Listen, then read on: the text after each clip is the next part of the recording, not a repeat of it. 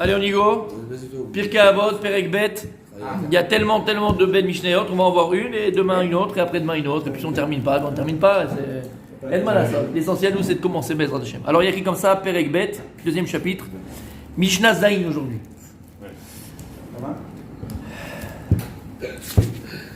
Donc il y a écrit comme ça.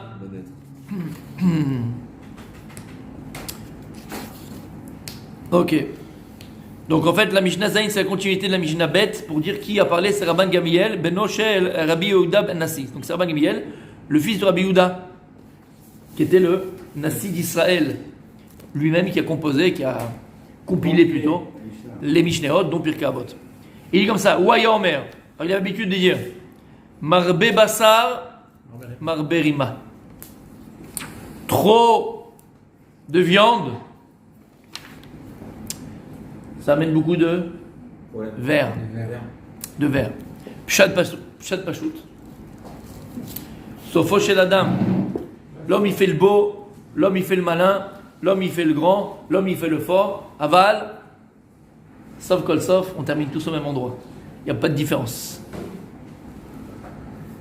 Tu peux faire le beau, tu peux faire le malin, tu peux te croire grand, tu peux te croire fort de ton vivant. Aval, mon fils, pense une chose.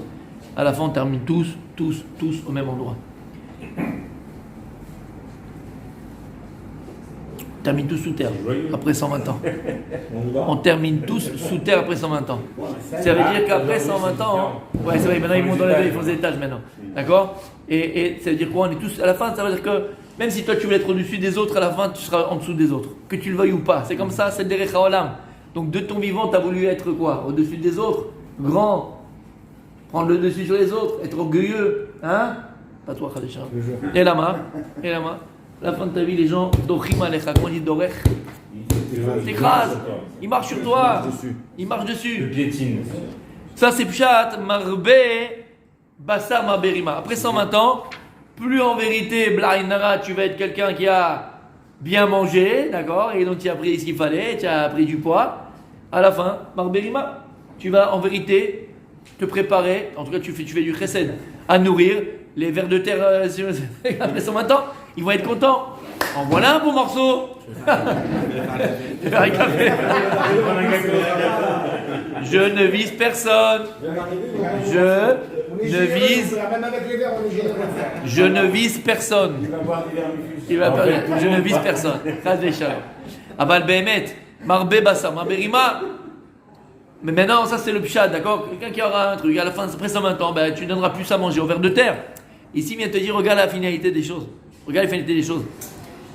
Ici, il vient te dire, le Tana ne donne pas priorité à ton corps. C'est pas ça le plus important. À la fin, le corps, qu'est-ce qu'il devient? Il redevient poussière, il est bouffé par les vers. Donc c'est pas ça l'essentiel dans ta vie. C'est pas ça sur quoi tu dois de plus t'investir dans la vie. Attention, on n'est pas en train de dire que le corps c'est pas important. Le corps il est important. Le corps est fais très attention, fais chesed comme il dit Rabbi Yehuda Nassi lui-même. Il a dit, il a dit stop, je vais faire chesed avec mon effet, avec mon corps. C'est quoi? C'est le nourrir. Donc attention, on n'est pas en train de dire ça. Aval, on a compris ce qu'on veut dire à Rabbi Aaron quand on est dans l'abus. Marbe bassa. C'est quoi marbe? Ça peut être manger, pas manger. L'excès de viande amène l'excès de verre, fils. En malasot, que tu veuilles ou pas. Je suis parti sur ça. Amène ton verre, amène ta tasse. Amène ta tasse. Amène ton verre, amène ta tasse. Amène ta tasse. Marbe bassa, marbe donc rima. Mais messieurs, c'est pas que. Là, on a l'impression de parler simplement après 120 ans, après la mort d'une personne. Mais c'est pas que. Comme on sait que, on a ramené, le Bnei Issachar, il ramène que le mois de Iyar, c'est le mois de, on avait dit Rabbi aussi, c'est le mois de la Refoua, Iyar, Ani Hashem Rofecha. Et il explique au nom du Harizal, il nous explique le Harizal que Rov Acholaim, la majorité des maladies, arrivent, Chazé Shalom, à cause de mauvaise nourriture.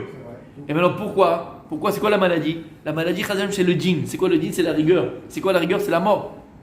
Puisque le djinn, c'est quelque chose qui met fin. La mort, c'est quelque chose qui met fin. La djinn, la rigueur, elle met fin. Regarde, même au niveau halachique du terme. Quand quelqu'un, il est dan. Quand le dayan, il est djinn. Quand le juge, il est djinn, il juge. Qu'est-ce qu'il fait? Il tranche. Donc il coupe. Donc c'est ça le inyan du djinn. Le djinn, c'est couper, c'est trancher. Pareil, la mort, elle retranche de la vie.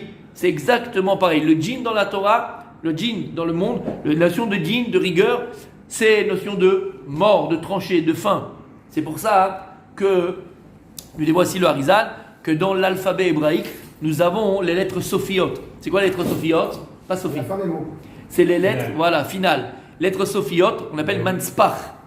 Manspach, Mem, Nun, Sadik, Pe, Chaf, d'accord, Sophite. Tout ça, c'est lettres sophites, même Sophite, d'accord, Manspach. Et nous dévoile le Harizal que ce sont les lettres sophiotes, les lettres finales, mais qui représentent le djinn. Lama, pourquoi elles représentent le djinn? Parce qu'elles sont finales, elles coupent, elles terminent un mot. Ça matin, elles terminent un mot. Le djinn, c'est toujours quelque chose qui tranche, quelque chose qui coupe, quelque chose qui finit. À partir du moment où il y a quelque chose qui termine, qui finit, c'est ça le djinn. Le djinn, quelque chose qui finit. Et donc la mort, elle finit et elle arrête la vie. Qu'est-ce que je disais par rapport à ça? Tu vas me le rappeler tout de suite. Que vous disiez que c'est pas par rapport qu'à la mort. Oui, il a fait mieux. Kol hakavod.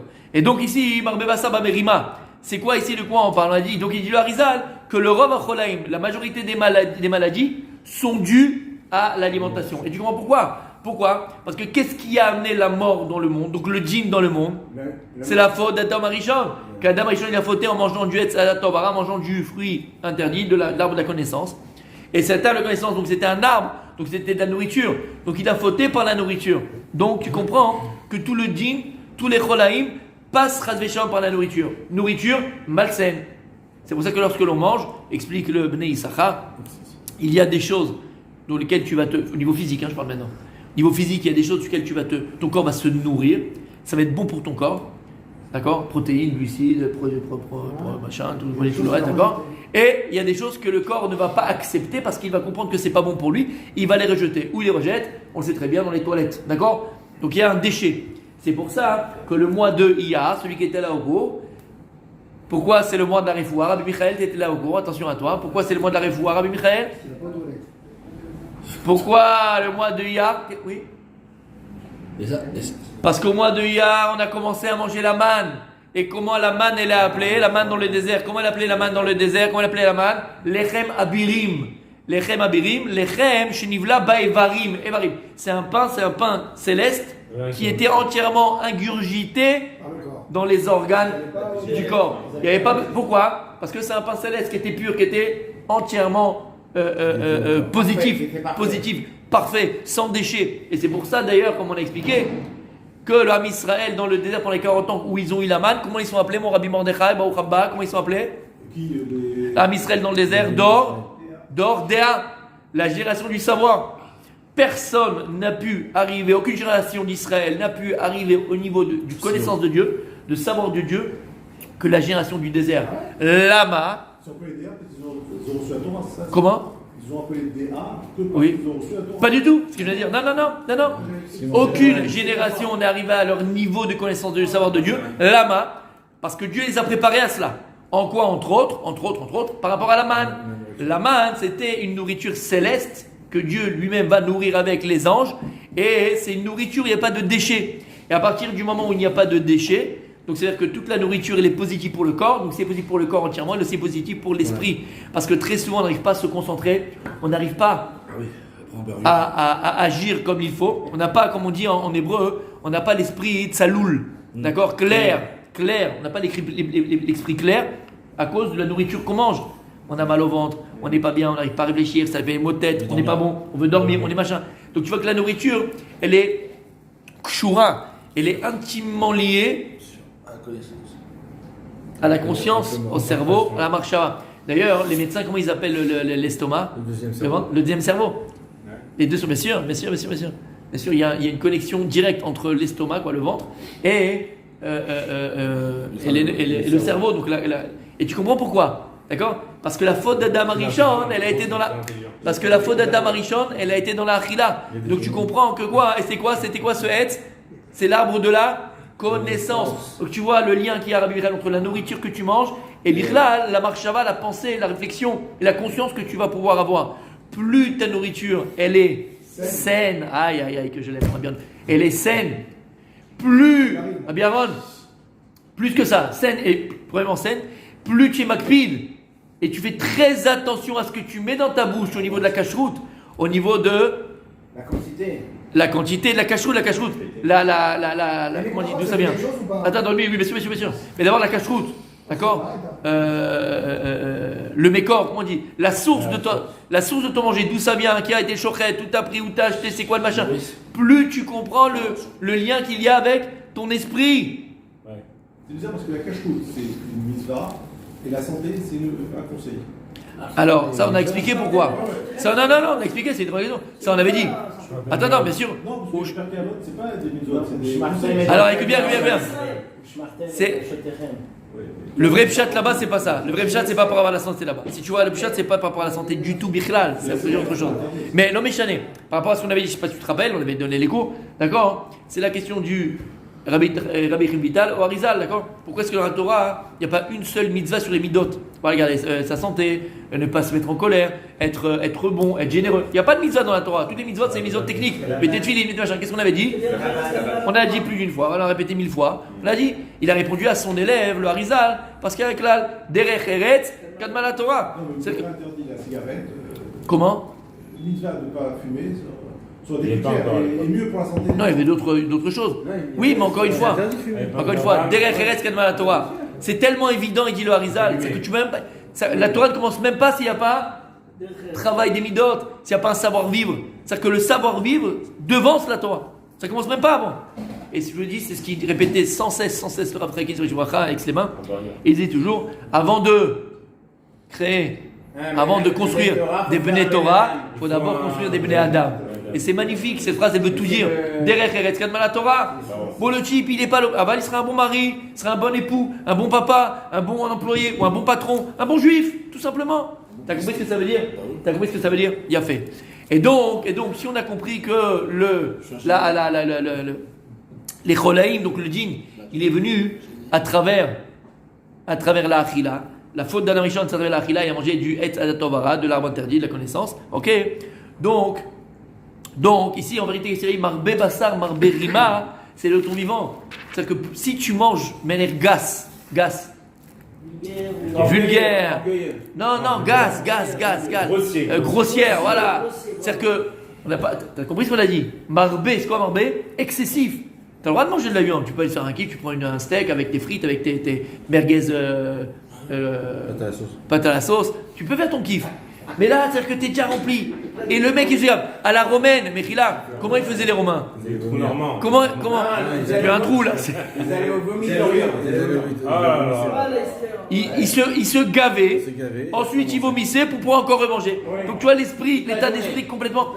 Oui, mais Mechila, on peut ressembler à des Romains. D'accord? Quand c'est excessif, il n'y a plus de mitzvah. Et quand c'est excessif, ça amène les problèmes. Quand on parle de cholaïm, quand on parle de maladies, on ne parle pas seulement de maladies physiques, vadaï. On parle surtout de maladies spirituelles.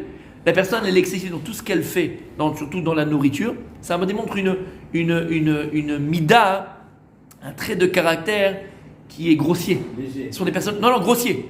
Ce sont des personnes qui sont grossières. Mais là, ce sont des personnes grossières, des personnes qui font Obélix toute la journée. Ce sont grossières. Il y a des moments où on te dit, tu dois avoir un egg, où tu dois être marbé, et tu dois rajouter les fêtes, Shabbat, Shavuot il arrive, Shavuot mes amis, on va pas avoir le temps d'en reparler. La Gemara elle donne un Chidush Hatzum. Moi j'aurais dit c'est quoi Shavuot? Matan Torah, toute la journée je vais trouver ta midrash dans la maison d'études, étudier, pas bouger, Torah, d'accord? Et la Gemara dans ma Sechet Psachim elle te dit, Davka c'est quoi? Chetzio la, tout le monde est d'accord. Tout le monde est d'accord, il n'y a pas de marque dans la Gemara de dire Chetzio Lachem, Chetzio Lachem. Moitié pour Dieu, moitié pour vous. Parce que la Torah, la notion de Torah, c'est un corps saint dans un corps saint, un esprit saint dans un corps saint. C'est quoi? C'est quoi, mon fils? C'est le mariage du corps et de l'âme. Ça, c'est un juif. Un juif, c'est qui s'est allié, qui s'est marié, le corps et l'âme. Donc, on ne peut pas dire que le corps, il est négatif, le corps, il faut le tuer, le corps, il faut l'abolir. C'est pas ce qu'on dit. On parle de l'excès. Et dans tout, d'ailleurs. Comme dit la Gemara, quelqu'un qui est excessif, là on parle en l'occurrence de repas, on parle de nourriture, mais quelqu'un qui est excessif, on se dit que par exemple d'aller tout le temps, à chaque instant, à chaque moment avec sa femme, qui est excessif au niveau sexuel, ça c'est matiché de cocho, ça enlève de ses forces, c'est pas bon pour le corps. Quand c'est équilibré, tout ce qui est équilibré, à partir du moment où tu fais les choses de manière, ça dit. Ça dépend de qui. Moi je suis équilibré de partout. Ça dit. D'accord? T'as compris ce que ça veut dire? Matèche. Matish kocho shel adam. C'est-à-dire qu'encore une fois, la Torah elle vient, elle te dit voilà, pour pouvoir émettre, devenir, exister, se réaliser au meilleur de ton potentiel, faut que tu trouves ton faut que tu trouves ton équilibre. Et il faut être équilibré. Et dans tout, il faut être équilibré. Dans l'amour, il faut être équilibré. Si c'est un amour excessif, alors à ce moment-là, si je t'aime trop, Rabbi Moshe, je te respecte plus. Si je t'aime trop, je te respecte plus. Si j'ai trop d'avant vers Akadosh Baruch Hu, je respecte plus. C'est pour ça qu'ils disaient Chachamim, là maintenant, il doit servir Akadosh Baruch Hu Beira ou Be'ava, avec crainte, avec amour. Parce que la crainte, c'est quoi? La crainte permet le respect. Quand je crains quelque chose, en réalité, c'est pas la crainte, j'ai peur de lui. Non, c'est que je respecte la personne. Tu comprends? Donc il y a un excès dans l'amour, un excès dans le manger, un excès dans... Tout excès doit être prohibé. C'est pour ça que trouver l'équilibre. Marbé Bassar, Marbé Rima. Fais attention à ça. On continue demain, il y a d'autres. Encore, tous les jours on apprendra.